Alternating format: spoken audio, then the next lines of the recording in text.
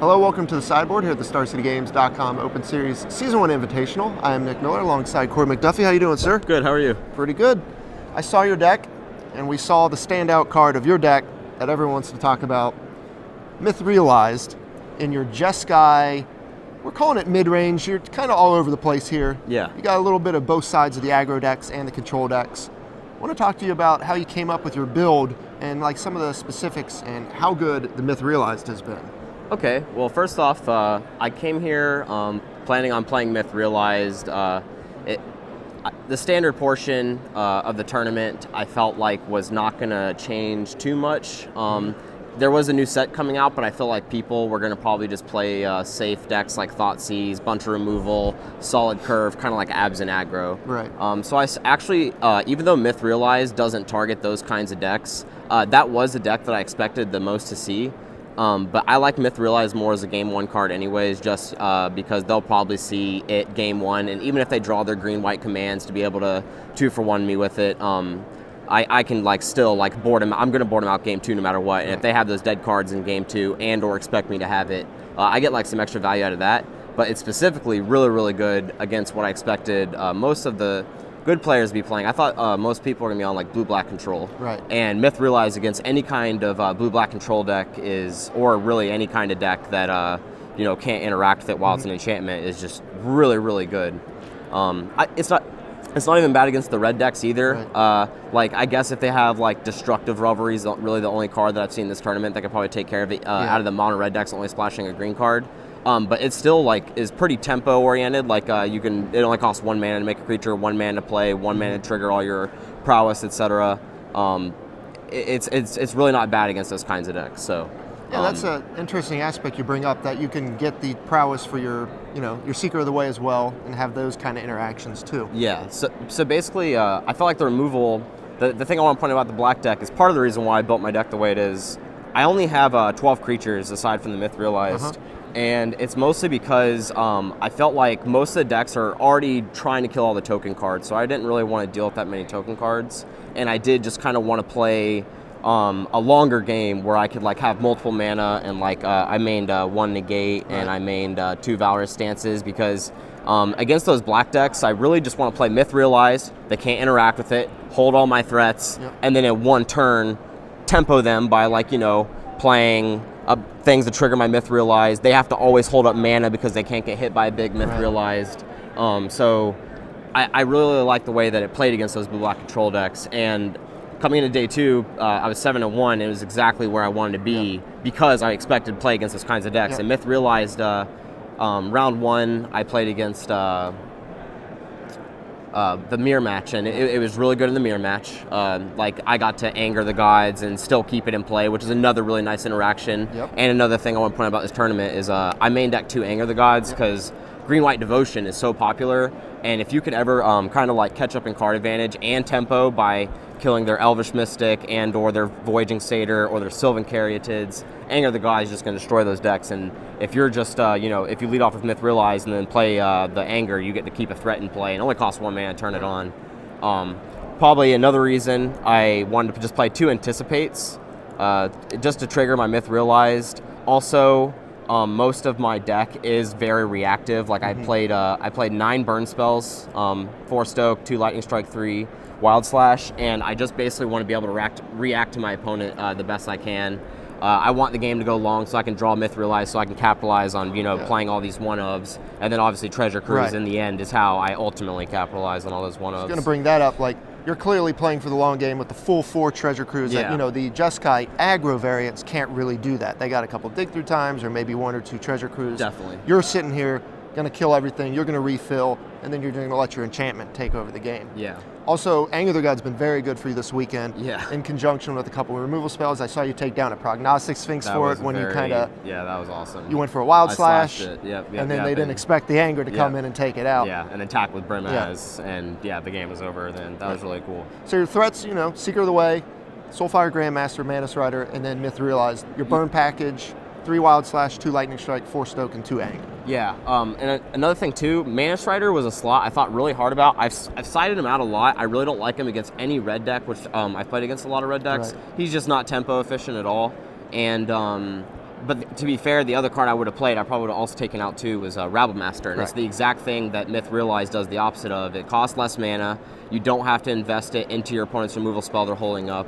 And also, every card kills Goblin Rabble Master, I feel like. Like even the Wild Slashes and every red card kills it. Where Myth Realized you can outgrow their burn spells and like get a lot of value out of that. You get to set the pace of the game, and you get to decide when their removal spells will be useful, and you can kind of make it to where it's not. With Valorous Stance, I would not have main decked 2 copies of Valorous Stance in any of my Jeskai decks if I didn't play 4 Myth Realized. Huh.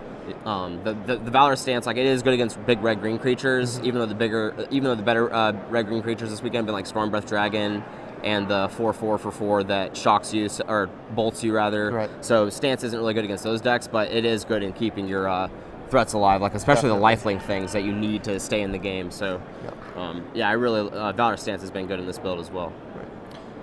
Only to anticipate was you just not looking for that much more manipulation, or do you need to be more removal heavy? The format's pretty fast. In all honesty, it's not really a powerful card. Like in aspect against most of these, like I've been talking about how much I want to tempo my opponent, and the Anticipate's incorporated most not only with the Myth Realized, but with the Anger of the Gods. Like I wanted to be able to draw the Anger whenever I'm trying to just catch up, and also I wanted to draw my side deck cards very efficiently. As much as I could, because a lot of my side deck cards are very, very game changing, as well as Treasure Cruise. Like I don't play the Jeskai Ascendancy, and also I only play 5 Scry lands, where I feel like most people probably play 6 or 7. And the Anticipate just really smooths out the draws. And since all my spells are so reactive, like I keep mana open for this, I keep mana open for this, I keep mana open for my Stokes. If they don't play something I want to react to, I can just anticipate and capitalize on the whatever range in my deck I need to draw. Yeah, you get to keep mana open for Valorous Stance or your Myth Realized, along with having Anticipate there. Yeah. Speaking of your sideboard cards, you got a couple of good ones. You got a one of Jeskai Exemplars. I saw you play this card against another Jeskai deck, and it was phenomenal. Yeah. Honestly, I cast that card either 5 or 6 times this weekend. It never got countered, but it died 4 of those 6 times. But the 2 of those 6 times, which you saw, it instantly wins the game. Yeah. I think it was LSV who I read about posting about this card. And I just really wanted like another card to kind of board in against the mid-range decks, and it's just really good against mono red too, because like they can only stoke it to get rid of it. Yep. I guess some people play that new red 1/5 to a creature. Right. Roast. Yeah, but it's so easy to like keep up Anticipate or Valorous Stance and just keep it alive. And if you untap with it, it's over. It dominates any mid-range deck. Right, it comes along with the Brimazes in the 4 toughness department. Yeah, they have to stoke Brimaz, so they cannot stoke the others and vice versa. Yeah, you said a huge part of the standard format is knowing how to sequence your threats to kind of negate your opponent's removal spells. So when you got stuff like your Brimazes and your Exemplars, you get to sequence those guys around your Seekers and things like that. Yeah. Of course, you have 2 of those. You also have 2 Sarkhan. Yeah, the Sarkhans, they're pretty much for like, I like them as a versatile side deck card. Like against blue-black control, I'm going to board it in just because it's another big threat. It's indestructible, so like if they can't counter it, it's going to be hard for them to kill it. So I really like it in that sense. I boarded it against some of the slower red-green mid-range decks, so I can like, just like kind of kill their Courser if they try to, I guess I'm not killing Courser most of the time, but I felt like there was some kind of threat. Oh, I'm trying to remember. In the Abzan deck? No, I felt like it was some kind of green-white card, but the 4 damage. Oh, I've killed a Stormbreath Dragon. That's obviously not ideal either, but I think, right. Against the red decks, I want to board out a lot of my threats sometimes, like Manus Rider, and him being indestructible against red is like pretty good too. Yeah. Sarkhan has been kind of weak. Like now that you asked me about it, I've only boarded him in against some of the slower decks, which I haven't played against many of. So I'd probably take Sarkhan out of the sideboard. You got a lot more control-heavy sideboard here. You got more negates. You got some disdainful strokes. Yeah, stuff like that. The disdainful strokes are really important against like Abzan most of the time. Like any of their threats that they're going to tap out for, you're going to want to counter. And I board it in against every bigger mana red deck like Stormbreath Dragon, because Stormbreath Dragon for this deck, if you don't have Stoke, this is the only other threat. I've countered like red. What's the red? The Outpost Siege? Yes. I countered that with it. Countered multiple Planeswalkers. So disdainful stroke's been good.